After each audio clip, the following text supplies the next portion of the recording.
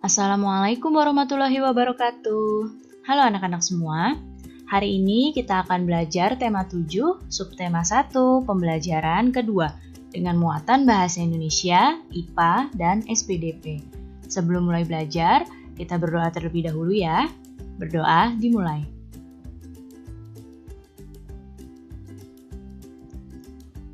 Berdoa selesai. Baik anak-anak, sudah siap untuk belajar hari ini? Kalau sudah siap, mari kita mulai belajarnya.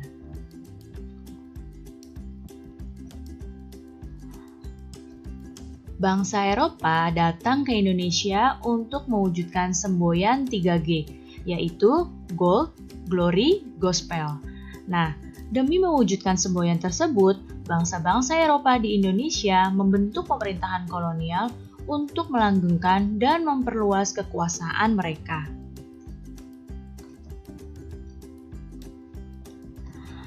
Penderitaan rakyat Indonesia pun semakin bertambah. Pemerintahan kolonial melakukan penindasan-penindasan dengan membuat peraturan dan program kerja yang hanya menguntungkan pihak mereka sendiri, sedangkan pihak orang-orang Indonesia banyak yang dirugikan.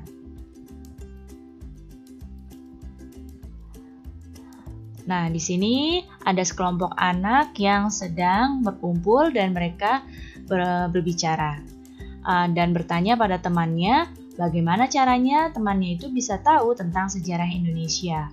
Dan temannya berkata bahwa dia membacanya dari teks narasi sejarah.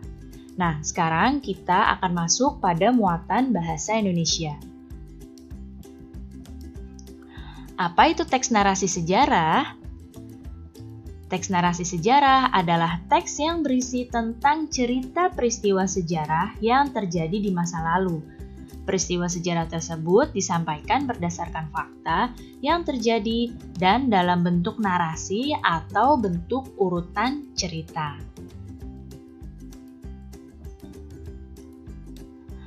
Nah, untuk mendapatkan informasi pada teks narasi sejarah, kita bisa dengan menjawab pertanyaan.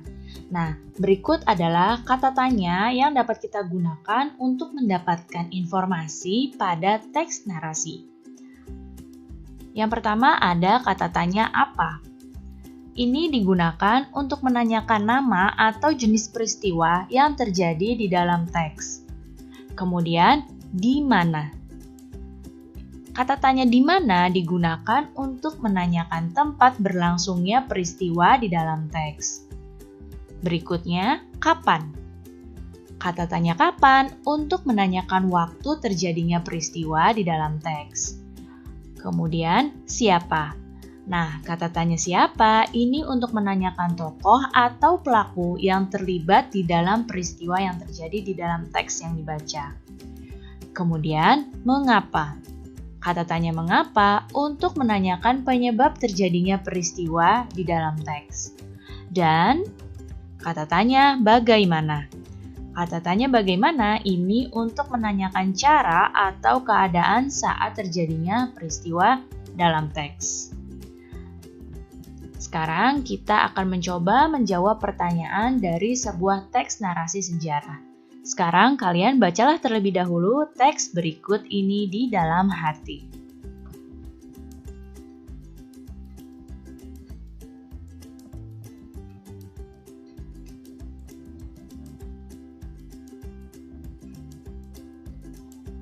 Nah, jika kalian sudah selesai membaca, kita akan mencoba untuk menjawab pertanyaan untuk mendapatkan informasi penting dari teks ini. Judul teksnya adalah Awal Penjajahan Belanda di Indonesia. Nah, pertanyaannya akan dibuat dalam bentuk mind map atau dalam bentuk peta pikiran.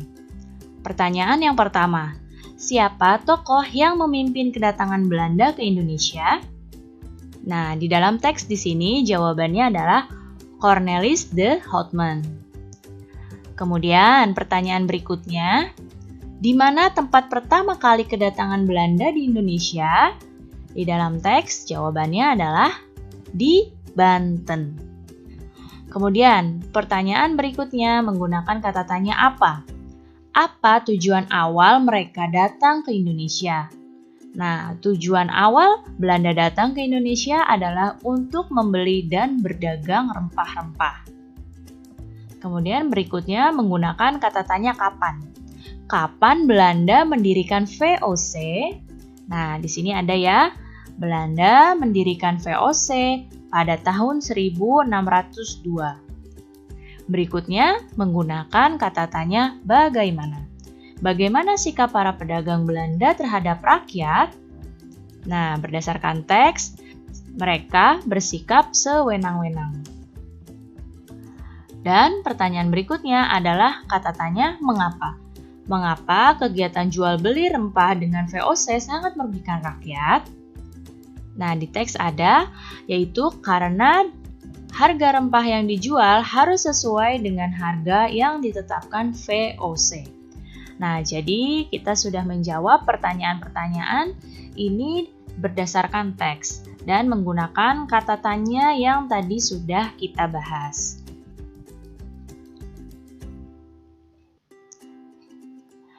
Di dalam kehidupan sehari-hari, tentu kita melihat banyak benda, ya.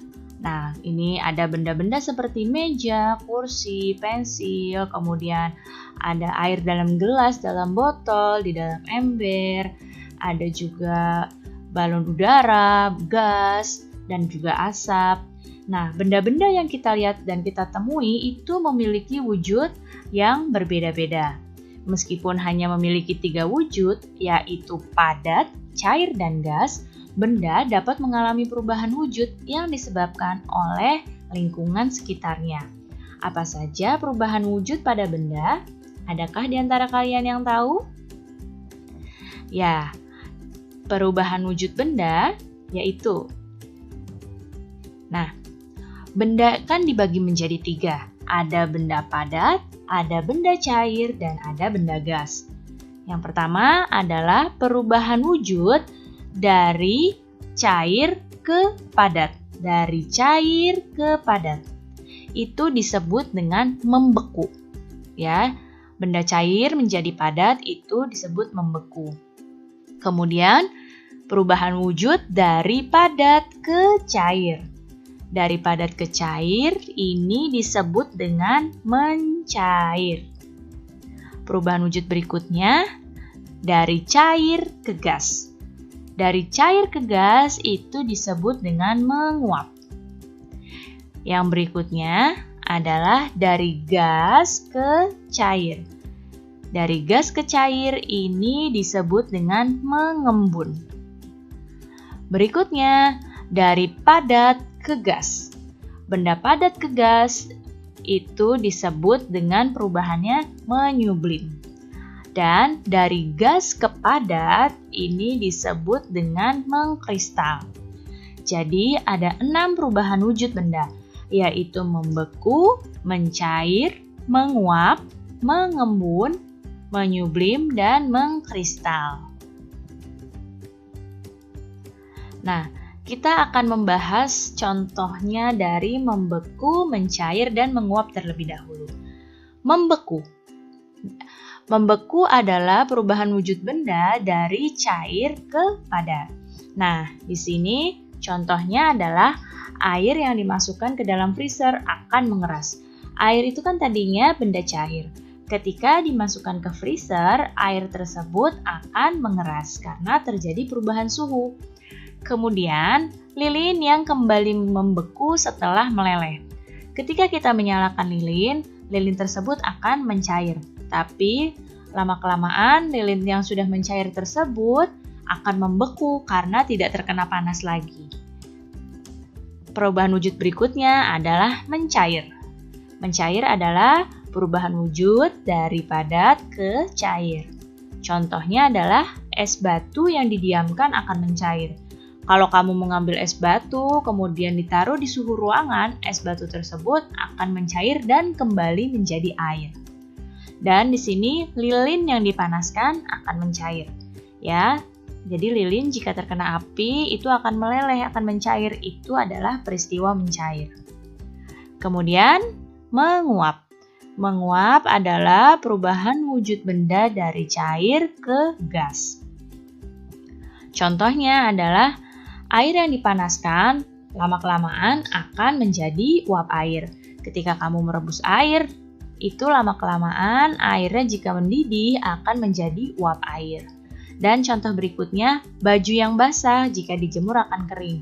Di bawah sinar matahari, tadinya baju tersebut basah, tapi karena airnya menguap, terkena sinar matahari, baju tersebut menjadi kering. Jadi ini adalah contoh perubahan wujud benda membeku, mencair, dan menguap. Nah, sekarang lihatlah gambar yang ada di hadapan kalian. Ya, ini ada gambar pantai. Pernahkah kalian pergi ke pantai? Ketika kalian pergi ke pantai, mungkin kalian akan melihat pohon-pohon kelapa. Dan juga kalian akan merasakan hembusan angin. Ketika kamu pergi ke pantai, kalian merasakan hembusan angin. Dan angin tersebut merupakan benda gas, karena angin bisa kita rasakan tapi tidak bisa kita lihat. Nah, jika angin menerpa daun-daun kelapa, maka daun-daun tersebut pun akan tampak melambai-lambai. Sekarang kita akan masuk pada muatan SBDP. Tahukah kamu lagu Rayuan Pulau Kelapa? Nah, ini adalah lagu Rayuan Pulau Kelapa. Lagu ini merupakan salah satu lagu wajib. Tahukah kamu apa itu lagu wajib? Ya, lagu wajib adalah lagu yang wajib dipelajari oleh siswa dalam rangka menanamkan rasa cinta tanah air, menghargai jasa pahlawan, dan membakar semangat perjuangan agar selalu menyala.